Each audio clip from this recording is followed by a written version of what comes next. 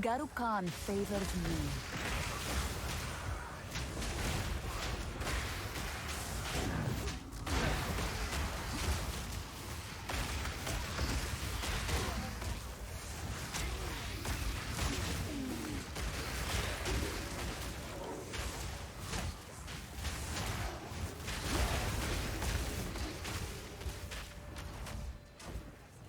Now!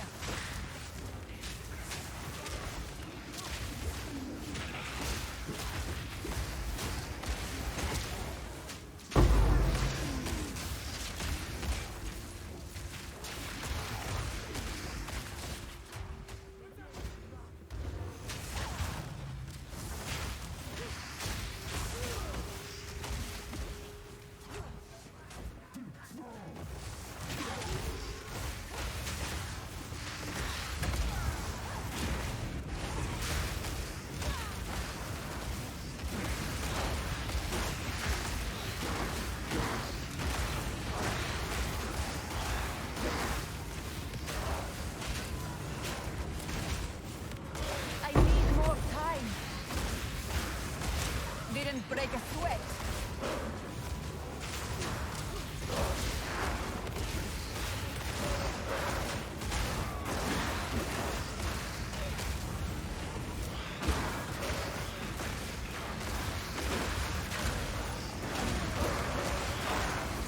I can't do that yet.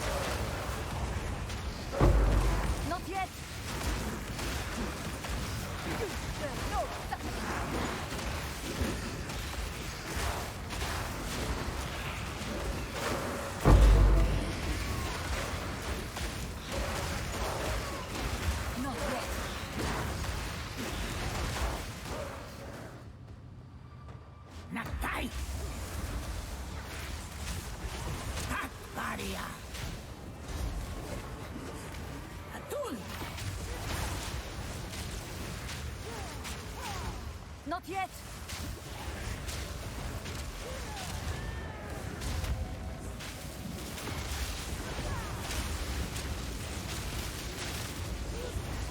Fire, thank you! Son of Solarai! Your time is up!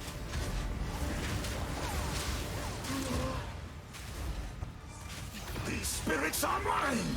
Asynia, join me! Chilling frost.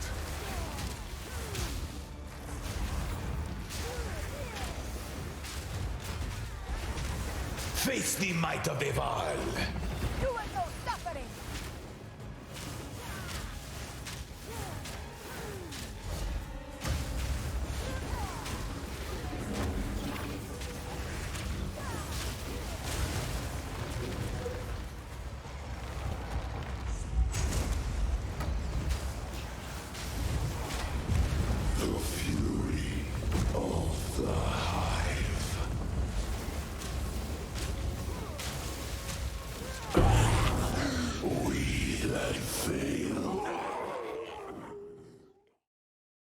Hello there. So here I have level 95 Chronomancer, which I started as a game launch with and basically play it until now. It's kinda complete now, so I want to talk about Ascendancy first. I choose it just because it's cool. I have no idea what I will to do with it. But I have some thoughts about Sample Rift that I can use it as a damaging ability. Because I tried it in PoE 1 for Indigon, and basically in PoE 2 I just wanted to complete my idea. And it's more effective in this game because recovery of mana is kinda harder than the first game. So when you can press a button and restore your mana pool completely, it's a big deal. So how do we use it exactly? It has a cooldown of 5 seconds, it restores you 4 seconds back. With cooldown recovery rate, you basically need to play around 4 seconds for boss cases, which means that you have 4 seconds for your rotation to spend your mana for damage purpose, and you can use things that like works around mana. For example, Mana Tempest spends your mana to deal more damage, or Sigil expects you to spend 2 mana pools, which makes like spending mana important. So our rotation is based around we need to spend all our mana in 4 seconds, and then we go back and spend again, and go back and spend again. 4 seconds is the basic time for everything we do. So if we work around it, we can basically use it as damaging source. The second point is of course defense. It's a great defensive ability because you can recover all of your energy shield, which is broken right now, because you can have too much of it. But also the main drawback of energy shield is that you can't recover it fast. But Temple Rift recovers it instantly. So you lose your energy shield to a pack of monsters, you just go back and you have full energy shield again. And also it works with overflow from Grim Fist, which makes possible for us to get 7000 energy shield and keep this value throughout the map. Even in the boss fight, we can recover it and basically never get one-shotted. So it's actually a crazy skill. Your whole player style is based around it if you choose it. It also recovers life, of course, but we play around energy shield. Life is our backup source. If we don't have energy shield, we need to dodge, wait for energy shield to recover. So life is less important. Also, it is a movement skill in a way, because you can, for example, use your movement abilities and then just go back 2 screens away if you meet a dead end or stuff like this. Especially effective in Sanctums in many cases. The second main ability is Time Freeze. The way it used in practice is kinda unintuitive when you just look at it, because you might expect to spam it, but of course there is diminishing returns by 2 times every 30 seconds. It doesn't mean you can spam it. Of course, duration of Time Freeze is big, you can fall asleep during it. It happens for 8 seconds because we have persistence and we have 2 wheels for duration, so it's really long. And even with diminishing returns, the second time you use it, you have 4 seconds, so 12 seconds of pure damage. And we have second wind for that purpose. We don't rely on spamming it, but having 2 buttons available for the most time is kinda cool. And you don't expect to use it a lot, once in a map, maybe most of the time on map bosses, just to kill them fast. Sometimes it's an emergency button when you fucked up your Temple Rift and you are surrounded, you don't want to log out, so you can use Time Freeze. On Pinnacle bosses, you also use it 4 or 5 times at most. Even with cooldown recovery less, it still kinda recovers. You use it. There is not a lot of situations where you could use it, so I don't see the reasoning for investing in cooldown recovery rate. It's better for me, for example, to have second wind.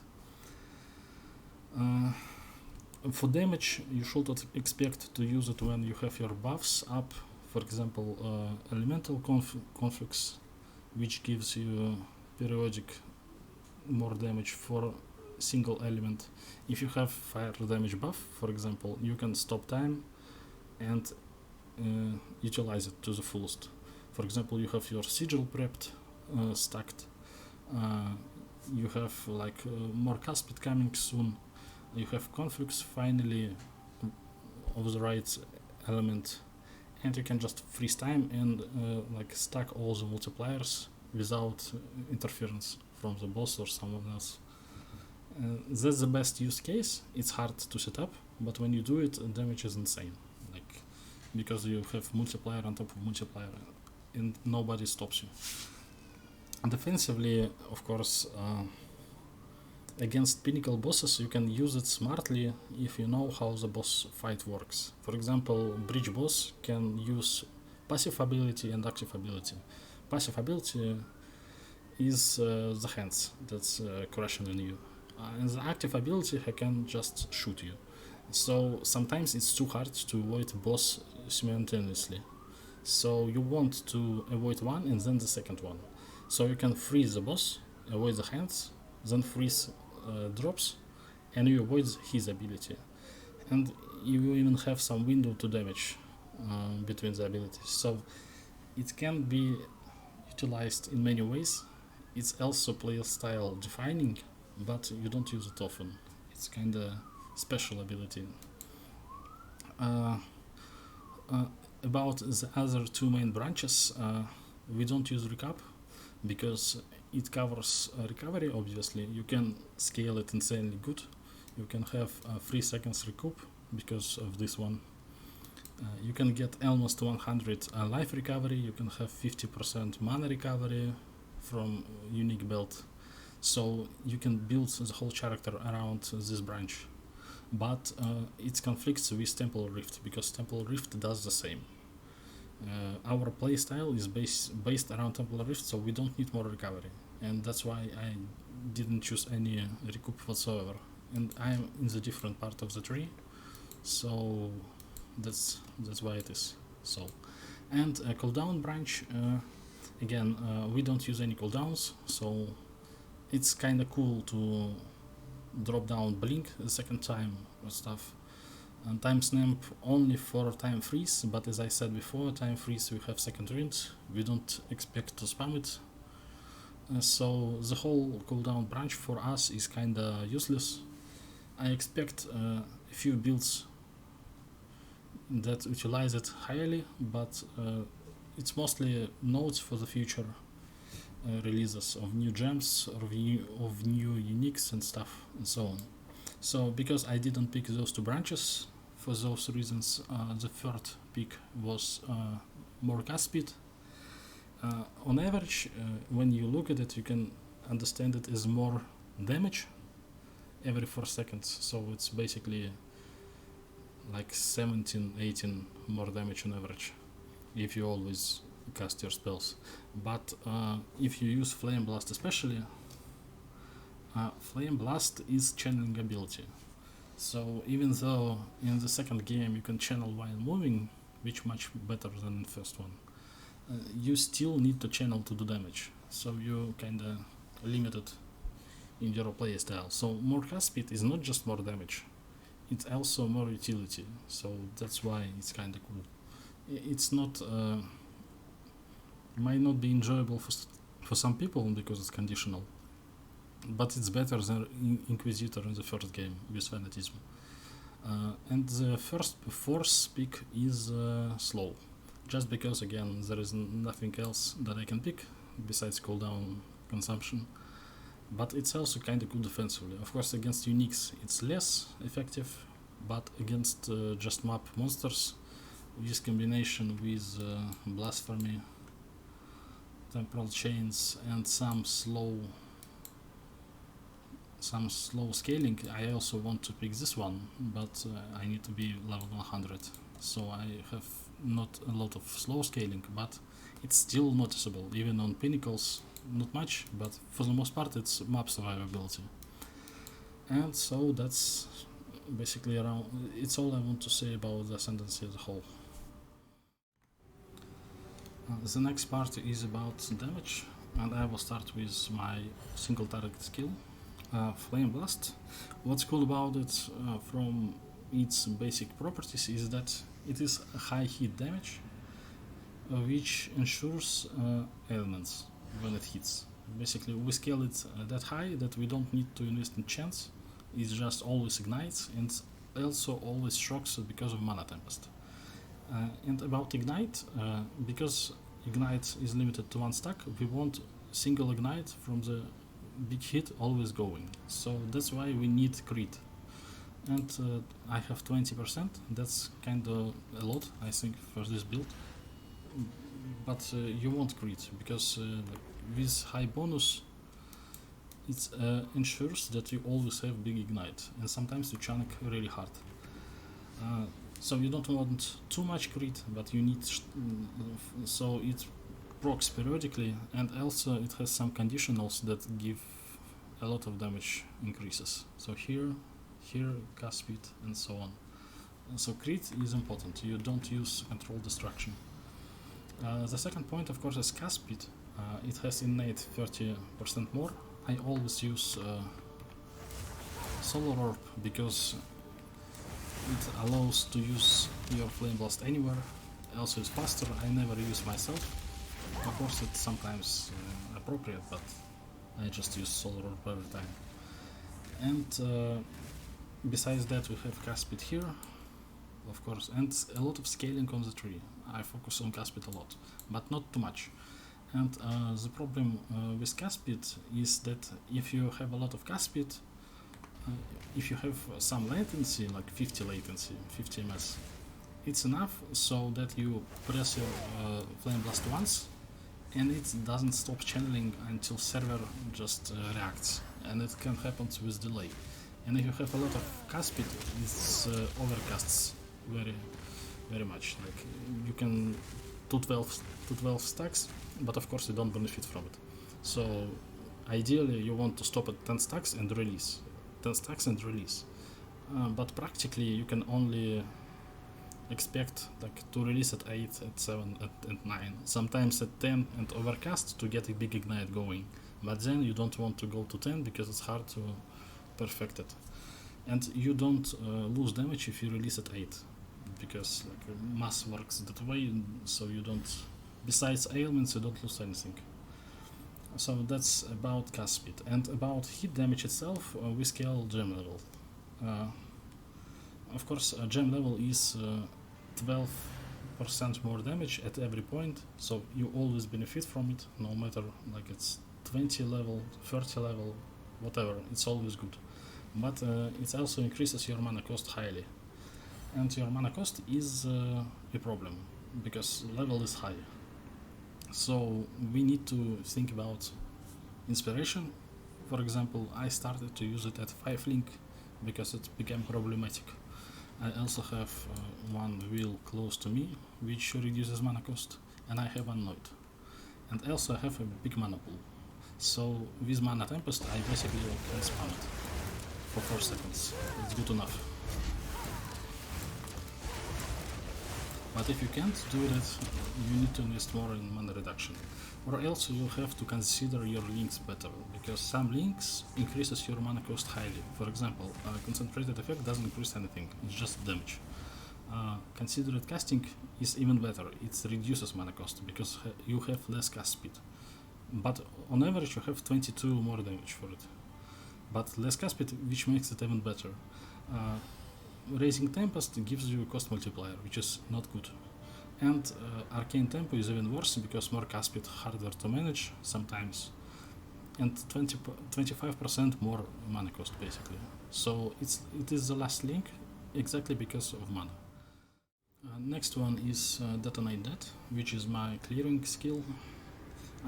I looked for many options, but in the end I choose this one just because it does abnormal amount of damage without any scaling. Like even though it does physical damage, which I don't scale, it's enough to like just clear it from the box. So I don't scale physical, but I have some spell damage which does affect it. For example, in my stuff, some generic damage and conditionals, another spell damage, so on. But for the most part I scale elemental, and still it's enough to one-shot packs. So we have physical damage, abnormal physical damage from the start. The next point we scale is AoE. Spell Echo doubles casts. It also for some reason gives area effect, which might be fixed in the future. I don't think it's reasonable to give so much. Also magnified effect also gives more area effect, and some supplementary things. For example, control destruction doesn't give us more damage. It's else actually average damage becomes less, but it gives us consistency because crit chance is not that big. But sometimes we leave packs with like 10% HP, and when you put this one, you increase consistency, so you less encounter such situations. That's why like I more care about clear than damage. And the last one is heft. I'm not sure if it works, but it is supportable, and from my understanding of the game overall, gives me impression that deals physical damage equals to 20% of corpse life, means you have minimal 20% and maximum 20%. It's range anyway, which means you can increase it, but I never tested it. I just put it because I don't see any good alternative here. And no alternative because level scaling doesn't really matter. You always have 20% of corpse life, and fire damage is not that important compared to it. But when you scale levels, you scale mana cost insanely high, up to 500 mana per cast, and it's unsustainable. So I choose level 10 just to make sure I can spam it. Next goes some utility skills. Of course, Solar Orb just as mandatory skill for my Flameblast. It also gives us exposure, which scales highly our damage against anything with resistances, and without it goes negative. So it has exposure, it has some crit, which fulfills our conditionals often, and mana just because we can. Flammability is important. I'm using double course setup because I'm going there. I don't see the reason why you don't pick this one if you can. It's also like really good. So I have flammability self-cast for bosses, and I have blasphemy temporal chains for clear. Negative resistances is one of the not that many amount of multipliers that we can get, so you should always go for negative resistances unless it cost is too high to get it. So it's just a curse that does damage. Next, Mana Tempest, that also more damage, supports that deal more damage, Culling Strike, level and stuff. Nothing special here. And then Auras, again blasphemy for clear to make sure monsters are slow. Also it is beneficial with Apex of the Moment because I have bigger slow and I scale it a bit, like from some small passives and so on. I just double down basically on slow, and it allows you to just go forward without caring much about like monsters one-shotting you when you go close to them. Some monkeys can jump on you and they like become slower in the flight and so on. It allows you to play aggressively. And Grim Fist is mandatory just because Energy Shield is broken, and when you map with it, it's a completely different feeling when you don't use it. But again, against bosses, those things are useless because Blasphemy reduces courses, and pinnacle bosses by themselves take less effect, so we don't use Blasphemy against bosses. We self-cast Temporal Chains, and we use Elemental Conflicts just to get another multiplier. We don't really have good auras. Maybe we'll get some auras with Druid release where I expect custom channeling and so on. But overall, this is our setup. The last thing that I can speak about is weapon swap. The main purpose of it is mobility and utility. Main mana drain is emergency button with Unleash that allows you to again get your mana back in 2 seconds. Sometimes you don't have a good Temporal Rift, like the whole of your past is without mana, and you need to create a state where you have it, so you can drift back to it, and sometimes you need to spam mana drain. In rare occasions, but you need it. And the next one is shield charge. With such amazing shield, I just dropped it. I never knew that existed, but 50% cooldown recovery rate is insane.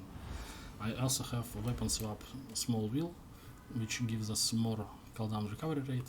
You can even more just sit in this weapon swap and wait for time freeze to recover, and so on. But okay, of course, the main purpose is that you can spam I need more time. moment like very frequently. So that's all basically. We don't get anything from weapon swap besides mobility. What's left is our gear. There is nothing special about gear. It's mostly common things, because overall in PoE2 we don't have a lot of affixes to choose from. So mostly we choose from uniques, and uniques we only have one. It's Fire Flower. It's not mandatory. Negative 100 damage when you ignite doesn't matter. You rarely ignite.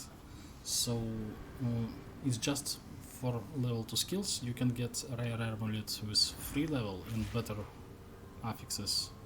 15 spirits we don't need, so it's basically placeholder. Pretty good placeholder. The next unique is weapon swap. I spoke about it before. That's basically all. Other than that, we only need to cover our mandatory things. So resistances, chows. We don't play CI. It's actually possible. It's not that hard to get, but you need to spend a lot of defenses, and now I have a lot of damage picked up. So I don't even have some things that I would like to pick to increase my energy shield pool to 5k. I can, but I just don't spend, I don't invest in it. But if you go CI, you need to invest, so you lose a lot of damage. But I guess you can, but I don't. Again, it's just a possibility. So I play hybrid. My main resources: life, energy shield, and mana. Mana actually important, as I spoke before, also because we need to spam high level Flameblast. So we choose those 3 resources on every slot, but slots that have higher energy shield, we don't use mana on them. So we have helmet and body armor, which have runes with increased energy shield because they have base value high enough to use it, and we don't use mana, we use increased energy shield on those. They scale our energy shield for the most part. Gloves and boots are less important, that's why we have mana on them. Also mana is everywhere else, on every ring, on our belt, even on staff, but on staff it's not best in slot. On staff you can get as extra lightning damage instead of mana, but you don't want to have as extra cold damage, because cold damage shatters your corpses, and it's breaks your clear, literally annoying. You don't want to use it. Second and best in slot prefix is mana and spell damage, on top of generic spell damage, or fire damage. If you fire damage, I guess, is also good if it's a lot of it. Suffixes, those 2 are best in slot, but gain mana per kill is not really important. We have jewel that gives us 2% on kill. The other jewel just gives us damage, so we don't really need to gain mana on kill. We better have crit bonus or crit chance, but such stuff will be best in slot, and I haven't seen them on market at all. But again, you need to manage those affixes so you get maximum amount of damage. Level of all fire spell skills is mandatory. Again, I looked minimum +6. You maybe can justify +5 if you have affixes other that gives you more than 12% damage, but +6 is minimum for me. Sigil, of course, is the main base. You can't compromise it, only Sigil, because your weapon swap is fixed, so you can only expected on your main weapon.